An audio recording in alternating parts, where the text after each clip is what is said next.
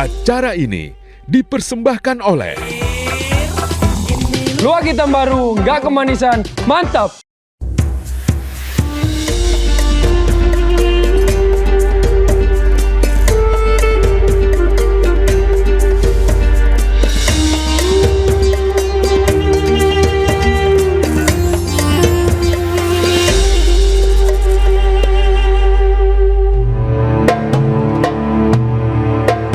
Dalam hidup, kita sering banget berusaha nunjukin sisi terbaik kita di depan orang lain. Kadang, mulut bisa aja bilang, enggak kok, aku nggak lakukan itu, atau pura-pura lupa. Tapi ada yang sering kita lupa, bahwa di hadapan Allah nggak ada satupun yang bisa ditutup-tutupi. Padahal, Allah sudah mengingatkan kita tentang kaum terdahulu, yang bukan cuma ngeyel, tapi juga sombong. Mereka menyepelekan peringatan Allah, merasa paling benar dan yakin gak bakal kena apa-apa. Padahal nanti di hari akhir, mulut kita mungkin masih bisa ngeles, tapi tangan, kaki, bahkan kulit kita sendiri bakal ngomong jujur. Mereka jadi saksi atas semua yang selama ini kita lakukan, yang kita pikir gak ada yang lihat, padahal Allah selalu lihat. Akhirnya yang Allah ingin dari kita cuma satu, hati yang bersih dan langkah yang benar. Karena nanti yang bicara bukan mulut, tapi hidup kita sendiri. Astaghfirullah Rabbal baraya. Astaghfirullah minal khataya. Astaghfirullah Rabbal baraya. Astaghfirullah minal khataya. Sallu ala Nabi Muhammad. Assalamualaikum warahmatullahi wabarakatuh.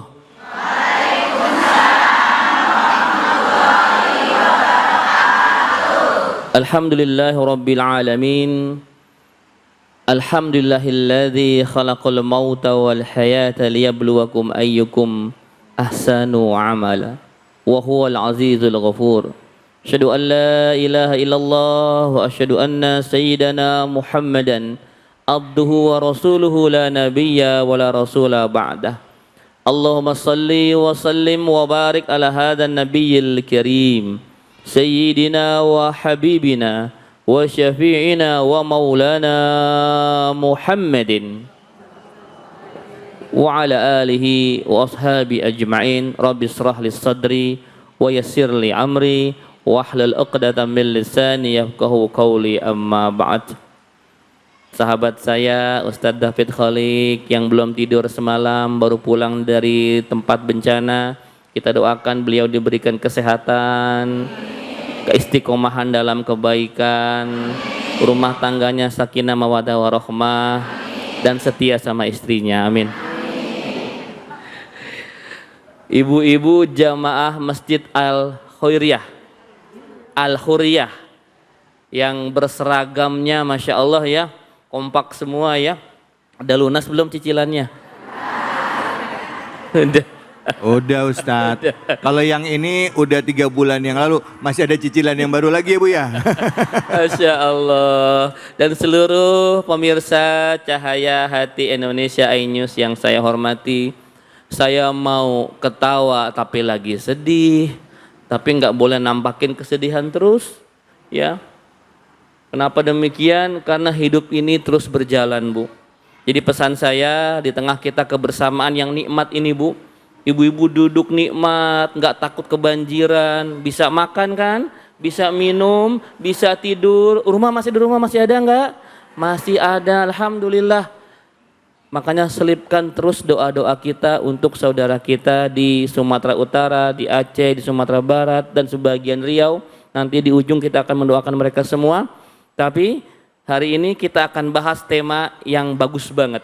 Ya, ini kayaknya cocok juga buat emak-emak nih. Ya, mulut boleh bohong, tapi tangan sama kaki nggak bisa. Karena ini kajian Cahaya Hati Indonesia spesial, kita pakai tafsir, nah, maka kita akan buka Quran kita. Ya, kita akan membahas dari ayat ke-14 di surah nomor 40, namanya Fusilat. Surah apa namanya? Fusilat. Fusilat. Bukan. Fusilat. Bukan, surat Fusilat ya. Fusilat, insya Allah kita akan bahas ayat 14 sampai 16 di segmen yang pertama ini. Ya. Ayat 14 itu Bu tentang orang-orang zaman dulu yang ngeyel. Tadi kata Viti kita ada kaum namanya kaum Ad dan kaum Samud. Di ayat 14 ini kaum Ad. Kaum Ad yang ngeyel. Yang ketika Allah Subhanahu wa taala mengutus rasulnya, mereka menolaknya. Allah ta'budu ilallah, kata para rasul. Janganlah kamu menyembah selain kepada Allah. Apa jawaban mereka, Bu? Lau sya'a rabbuna la'anzala malaikah. Kalau Allah menghendaki, maka seharusnya dia menurunkan malaikat. Jadi mereka nggak percaya sama nabi yang diutus, maunya diutus dari bangsa lain, bangsa jin berupa malaikat. Ini kaum-kaum dulu Bu ngeyel Bu. Sudah jelas Allah turunkan nabi dan rasul, tapi mereka malah menentangnya dan malah pengen diturunin malaikat. Padahal kalau diturun malaikat Israel mati semua mereka. Ya, mereka pengennya diturunkan malaikat untuk menyerukan risalah Allah Subhanahu wa taala. Di ayat selanjutnya, kaum Ad ini kenapa mereka menolak perintah Allah? Karena mereka sombong. Kaum Ad ini kaum yang Allah berikan kelebihan, sama seperti orang Yahudi Bu. Jadi kaum Ad itu tinggi-tinggi badannya, cerdas otaknya, punya kemampuan membangun bangunan-bangunan yang pada waktu itu tidak ada. Jadi kaum Ad itu kaum yang hadir setelah bencana banjirnya Nabi Nuh alaihissalam. Ya, itu kaum yang tersisa namanya kaum Ad. Mereka diberikan oleh Allah kemampuan yang luar biasa lebih dibanding manusia yang lainnya, namun karena kesombongannya mereka menolak perintah Allah Subhanahu wa taala. Sombong. Bu, apa itu sombong, Bu? Tinggi hati. Tahu nggak sebab sombong, Bu? Ada 4 penyebab sombong nih, saya bilangin ya, biar kita belajar supaya kita nggak sombong. Yang pertama, sombong karena ziyadatul mal, nambah harta. Makin kaya sombong, boleh nggak? Boleh nggak? Tapi masih wajar nggak? Wajar kayaknya ya. Kalau orang kaya sombong, yang nggak wajar tuh udah miskin, sombong. Ziyadatul mal bisa menyebabkan orang sombong. Yang kedua, ziyadatul ilm, nambah ilmu, masya Allah, nambah pinter, gelarnya profesor, doktor, insinyur, LC, MA, MB, MC sampai MZ, panjang bener. Ya. Nambah gelar akademik, nambah ilmu, atau emak-emak habis ngaji. Wah, pulang dari Masjid Al-Hurriyah nih ngaji, ketemu sama emak-emak yang nggak ngaji. Hari begini nggak ngaji nih pasti ilmunya cetek nih lah. Sombong, mentang-mentang baru dapat tambahan ilmu dia sombong. Ini pun penyebab orang-orang masuk neraka. Ziyadatul ilmi. Yang ketiga, ziyadatul mansib, nambah kedudukan, nambah jabatan, nambah popularitas, makin viral, makin sombong. Hati-hati. Ya, yang keempat nih, penyebab sombong ada yang tahu nggak? Ini bingung kadang-kadang saya juga. Ziyadatut to'ah, nambah taat. Kok Ustadz bisa? Nambah taat kok bisa sombong? Bisa nggak sombong? Contoh, ibu-ibu pulang dari pengajian langsung gini jalannya. Nggak ngaji, neraka. Neraka. Nerakain orang mulu kerjaannya Bu. Ya. Ada bapak-bapak juga setiap hari datang ke masjid 5 waktu di masjid, tapi menyepelekan, menganggap remeh sama orang yang nggak pernah ke masjid. Bertambah ketaatannya, makin sombong dia. Tiap hari dia tahajud, masya Allah, tapi diposting di sosial medianya, masya Allah. Tadi malam itu sepertiga malam terbaik dalam hidupku, masya Allah. Ya. Sombong dia gara-gara taat. Hati-hati Bu, orang-orang sombong kata Rasulullah sallallahu alaihi wasallam, la yadkhulul jannah man kana fi qalbihi misqala habbatin min khardalin min kibar. tidak akan masuk surga, bahkan mencium bau surga orang yang dalam hatinya terdapat kesombongan walaupun sebesar biji sawi, Bu. Jadi Bu, masih hidup nggak? Masih. Ya, jangan pernah ada rasa sombong dalam diri kita walaupun kecil itu. Karena kita tidak akan bisa mencium bau surga, Bu. Kita melihat bencana yang terjadi. Orang rumahnya mewah, mobilnya banyak. Saya melihat ada rumah tiba-tiba hancur begitu saja.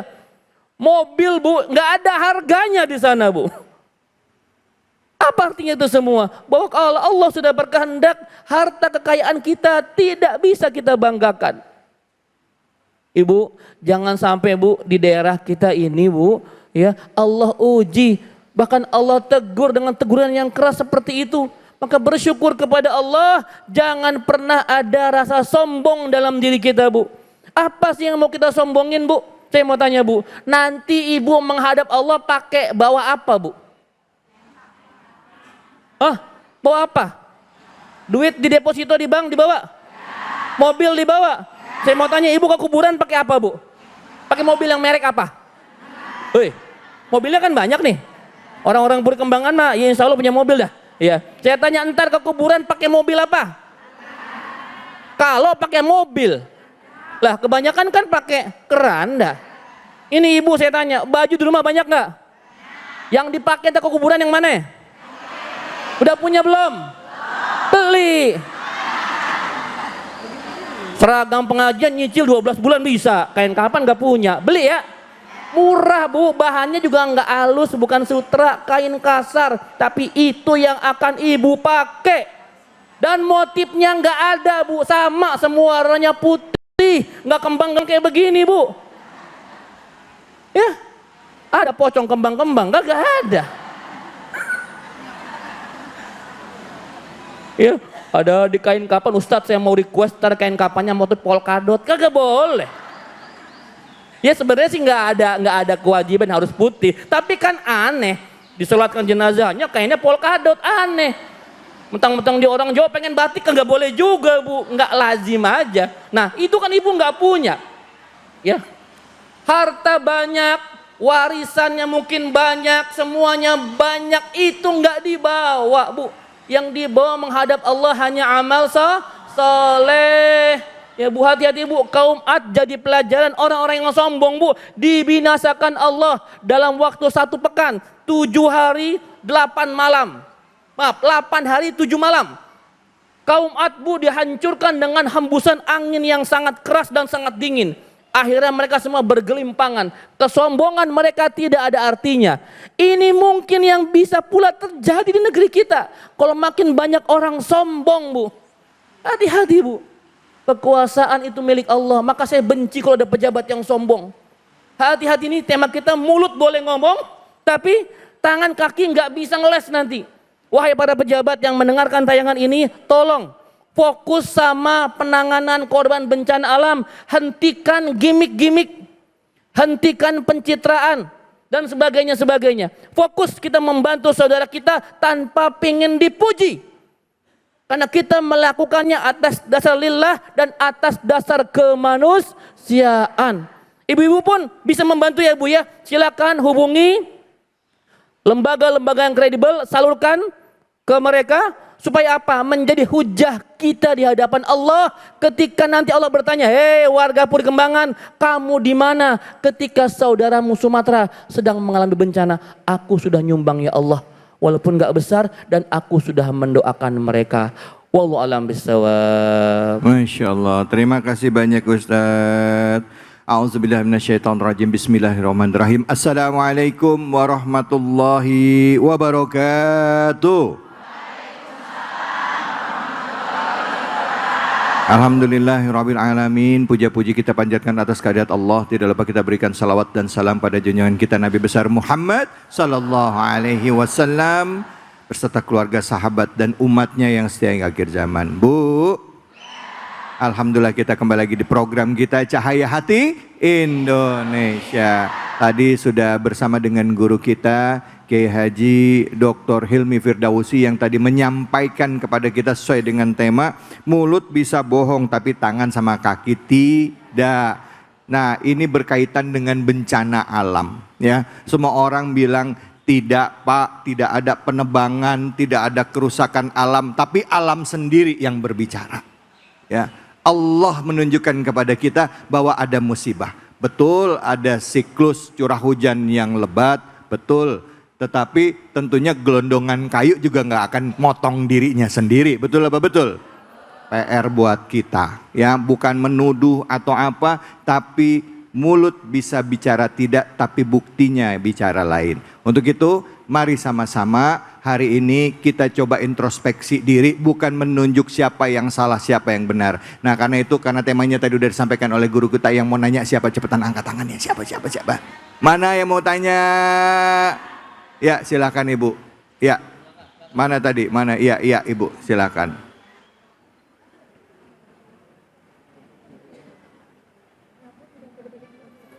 Iya.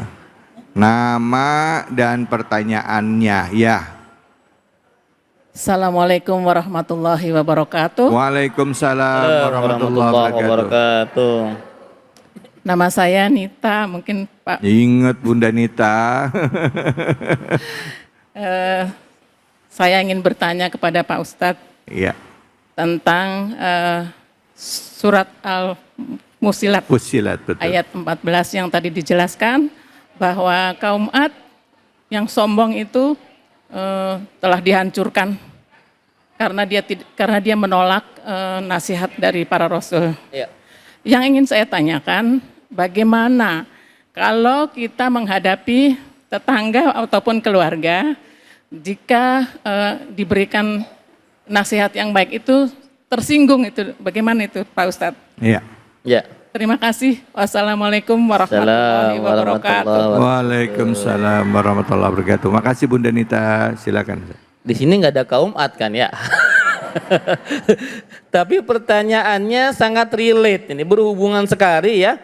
Ngeyel ya, ketika ada tetangga, saudara, kerabat, kita sih pengen dia jadi orang baik, kita nasehatin, tapi ditolak. Nah nih ibu-ibu, suka nggak dapetin pernyataan kayak begini? Udahlah ngapain sih ngurusin orang, urusin aja diri lo sendiri, sok suci gitu, pernah nggak dapet kayak gitu? Saya kasih tahu Bu, kata Rasulullah SAW, ada sebuah kalimat yang paling Allah benci. Apa kalimatnya itu? Ketika kita menyeru ittaqullah, bertakwalah kepada Allah, maka mereka menjawab, urus saja urusanmu sendiri. Ternyata itu kalimat yang Allah benci. Ini teguran buat kita Bu. Jadi kalau ada teman nasihatin kita, terima kasih Bu.